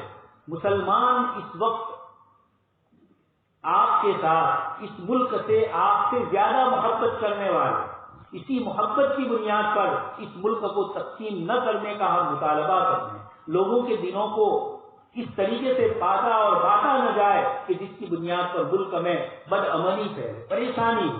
اس کا بہترین علاج یہی ہے کہ ملک کے اصلی مسائل کو سلجھایا جائے، ملک کے باشندوں کے ساتھ بغیر کسی مذہب اور بغیر کسی فرقے کی کوئی تفریق کیے بغیر سٹیزن کے مسئلے میں، شہریت کے مسئلے میں آپ اپنی طرف سے ان قانون کو نافذ کیجیے جو ملک کے باشندوں کے لیے چین اور سکون والا۔ دوسری بات، ہر 10 سال پر جب مردم شماری ہوتی، جب آدھار کارڈ بنایا گیا، جب پاسپورٹ بناتے ہیں، جب اور دوسرے آئی ڈی کارڈ بناتے ہیں، تو اتنی قسم کی چیزیں مانگی جاتی ہے اس ملک میں۔ اب کون سی نئی چیز کی آپ کو ضرورت پیش آئی جب آپ پاسپورٹ بنا چکے ہیں، آئی ڈی کارڈ بنا چکے ہیں، مختلف قسم کے آپ نے جو لوگوں کی سہولیات کے لیے کارڈ ہیلتھ اور میڈیکل کے تیار کیے ہیں، ان سب میں کاشتکاروں کے لیے آپ نے جو تیار کیے ہیں، یہ سارے کارڈ میں جب کسی چیز کی ضرورت نہیں، سارے ملک کے باشندوں کو آپ یہ چیزیں دے رہے ہیں، تو اب کون سی مصیبت اس ملک پر آ گئی کہ جس کی بنیاد پر ملک کے باشندوں کو اس طریقے سے افراتفری میں ادھر سے ادھر منتقل کر رہے ہیں؟ یہ ساری چیزیں وہ ہے جو پنپنے کی نہیں ہے۔ اس ملک کو آباد کرنا ہے، ترقی پہ لانا ہے، تو اس کے لیے ملک کے بنیادی مسائل سے بحث کی جائے، ان مسائل کو سنجیدگی سے لیا جائے۔ ملک کی بینکوں کا کیا حال ہو رہا ہے ہم اور آپ سب جانتے ہیں۔ یہ ملک کو کیڑے کی طرح، ادے کی طرح کھانے والی چیزیں ہیں، ملک کو تباہ کرنے والی ہے، ملک کا نام پوری دنیا میں بدنام ہو رہا ہے۔ کیا کیا آپ کے دہلی کے فساد میں پوری دنیا کے ٹی وی پر اور پوری دنیا کے موبائل اور پوری دنیا کے مختلف چینلوں میں ہندوستان کو کس طریقے سے پیش کیا۔ اس لیے ہماری اس ملک کی حکومت سے یہی درخواست ہے کہ آپ نے راجیہ سبھا میں جو وعدہ کیا ہے، آپ اس وعدے کو قانونی شکل دے کر اس مسئلے کی جو گنجلاہٹ ہے، اس کے اندر جو کشمکش میں لوگ مبتلا ہے، آپ اس کو قانونی شکل دے کر صاف کر دیجئے، تو پھر کوئی مسئلہ ملک میں نہیں، اکیلے مسلمانوں کا مسئلہ نہیں ہے۔ جب یہ ملک کے اندر 50% کے برابر لوگ پڑھے لکھے نہیں ہیں تو ان کے پاس کیا کاغذات ہوں گے؟ دہلی جلا، وہی کاغذات لوگوں کے جل گئے۔ ایسے حالات اس ملک میں سیلاب کے آتے ہیں، بارش کے آتے ہیں، اور نہ معلوم کیا کیا شکلیں ہوتی ہے۔ کس طریقے سے لوگوں کے پاس قانون کے لیے کوئی چیز ہوگی؟ اس لیے ہماری درخواست حکومت سے تو یہ ہے۔ اس لیے ہمارے علماء نے یہی طے کیا ہے کہ جب تک یہ گزٹ کے متعلق کوئی بات صاف نہیں ہوتی، وہاں تک ابھی NPR کے سلسلے میں مسلمان انتظار میں ہیں۔ اگر یہ کر دیتے ہیں تو اللہ ان کو توفیق دے کہ ملک سے ایک قسم کی بے چینی اور بے قراری کو دور کر کے ملک کے باشندوں کو چین، سکون، امن و عافیت رہے۔ اور اگر نہیں کر رہے ہیں، صرف زبانی وعدے ہیں، تو ایسی حکومتوں پر لوگوں کو بھروسہ نہیں ہوتا ہے۔ لوگ ان پر بھروسہ جب چھوڑ دیتے ہیں تو سچی بات کہیں گے تب بھی ان کی بات پر اعتماد نہیں ہوگا۔ بچپن میں آپ اور میں قصہ پڑھ چکے ہیں، واہ آئیو رے واہ آئیو، جب حقیقت میں آیا لوگوں نے اس کو جھوٹ سمجھا۔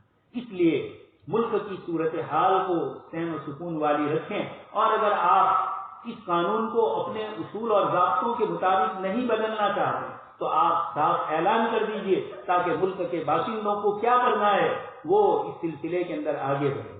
اس لیے علماء کرام نے ابھی تو یہی فیصلہ کیا ہے کہ جب تک یہ گزٹ پاس نہ ہو وہاں تک انتظار اس طرح کیا جائے کہ ہو سکتا ہے کہ چونکہ اپوزیشن کے پارٹیوں کو انہوں نے بلایا ہے، وعدہ کیا ہے، تو ہم اپنی زبان کے ذریعے یہ کہنا چاہتے ہیں اپوزیشن کے لیڈروں کو، کانگریس کے غلام نبی آزاد صاحب اور اس قسم کے جو کپل سبل صاحب پڑھے لکھے حضرات ہیں، سلمان خورشید صاحب، یہ جو وکیل لوگ ہیں اور دوسری بھی پارٹیوں میں ہے، ان سب سے یہی کہیں گے کہ مل بیٹھ کر یہ جو مسائل ہے آپ ان کے سامنے رکھیے تاکہ صحیح صورتحال ملک کے لیے واضح ہو۔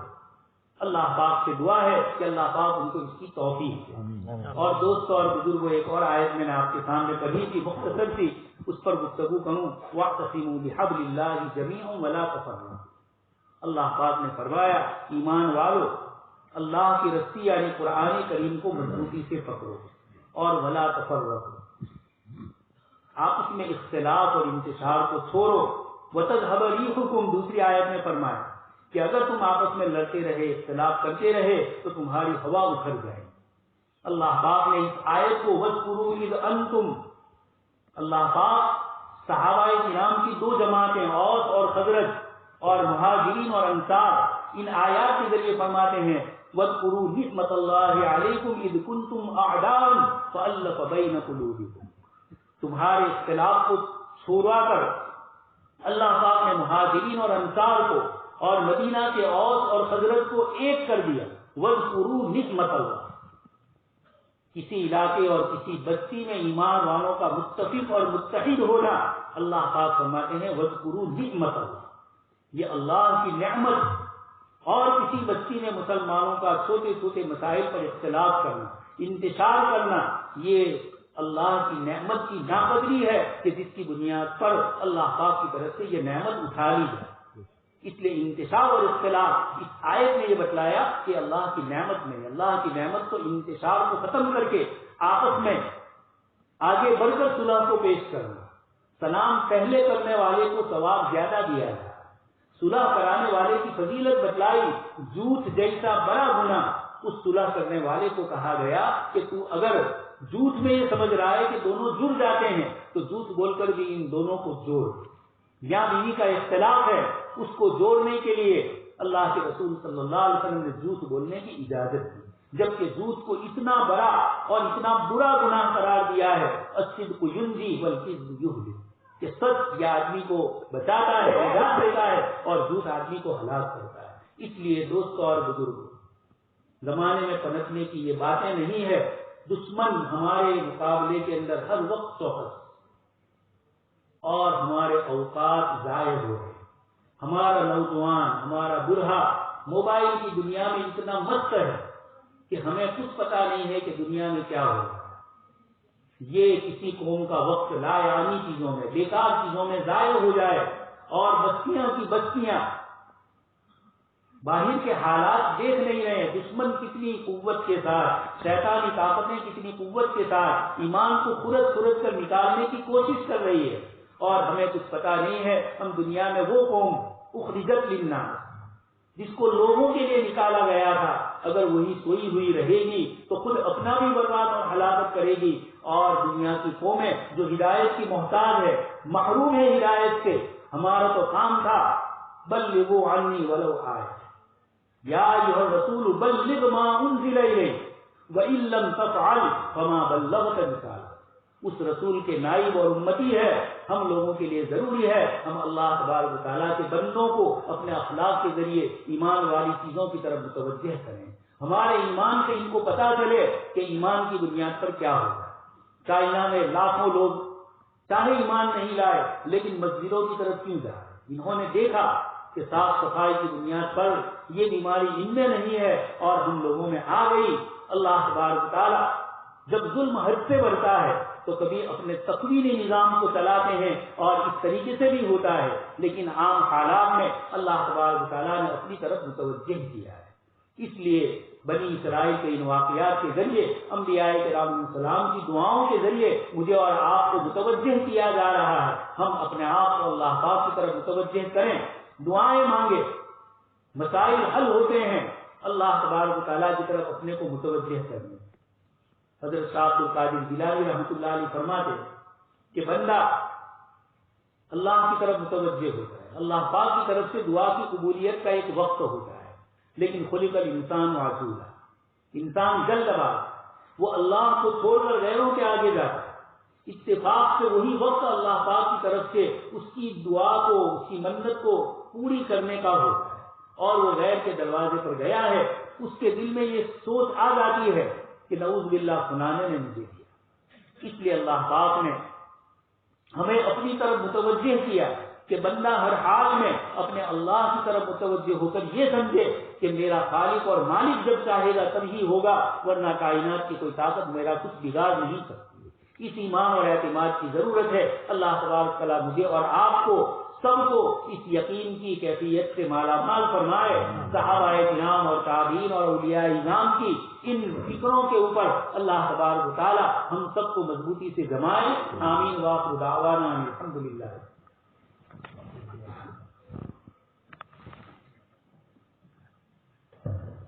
حضرت مولانا کے بیان کے بعد میں قاری الیاس صاحب کو دعوت دیتا ہوں کہ موجودہ حالات کے عنوان پر ایک نعت کلامی پیش فرمائیں.